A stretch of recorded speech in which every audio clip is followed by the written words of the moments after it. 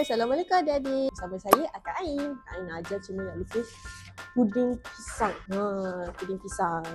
So, kalau adik-adik nak lukis macam ni, adik kena sediakan kertas, pensel, pemadan dan marker outline. Kalau dah sedia semua tu, jom kita pergi lukis sekarang. Basic shape dia, kita buat circle atas dulu. Lepas tu circle besar sikit kat bawah. Yang ni optional, kalau nak guna pembaris pun boleh, tak nak guna pembaris pun boleh. Yang ni just connect dia dengan atas punya circle tu. Macam ni. Lepas tu tambah pinggan. Pinggan pun buat circle juga. Macam ni. Satu. Lepas tu pinggan lagi satu. Dua. Ini kecil sikit lah yang kat dalam. Satu. Lepas tu kita tambah kalau puding caramel, kita buat caramel kat atas macam ni. Macam ni. Lepas tu kita tambah frost cream. Kita tambah whipping cream dekat atas dia. Macam ni. Macam ni. Lepas tu tambah highlight puding. Lepas tu optional lah nak lukis sudu. Okay, sudu bulat. Tambah macam ni, macam ni. Sudu punya batang sudu. Dah siap. Lepas tu kita nak highlight outline dia. Lepas tu kita guna marker. Kita outline yang penting je.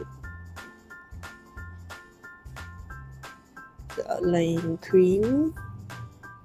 Dan dia punya cream punya bentuk. And then dia punya caramel. Macam ni. Macam ni. So dia punya highlight. So dia punya kat tepi ni. So dia punya bawah. Wah, tak sama. Tak apa. So sudu. Dalam sudu. And then dia punya pinggan.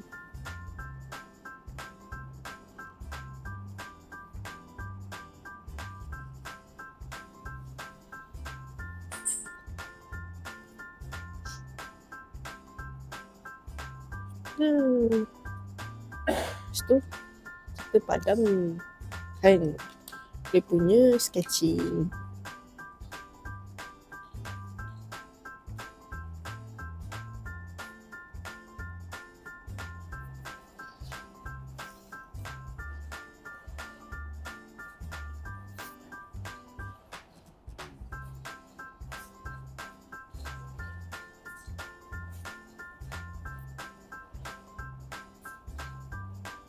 Allah.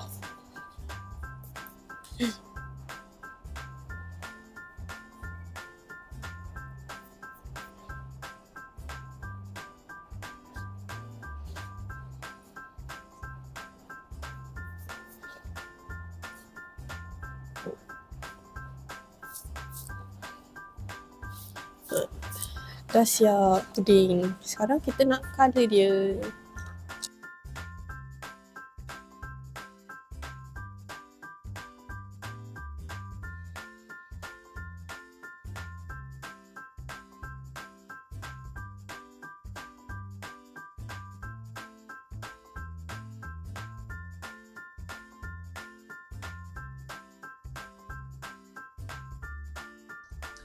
Senang tak nak lukis puding pisang macam ni. Kalau adik-adik nak follow juga macam mana nak lukis ni, adik-adik boleh follow step yang Kak Ain tunjuk tu. Dan jangan lupa dapatkan buku macam mana nak lukis makanan dan minuman dekat website bestnya.com.my. Kalau adik-adik suka video macam ni, nak lukis apa petang-petang sebelum buka puasa tu kan, adik-adik jangan lupa untuk subscribe, like dan share video ni. So bye.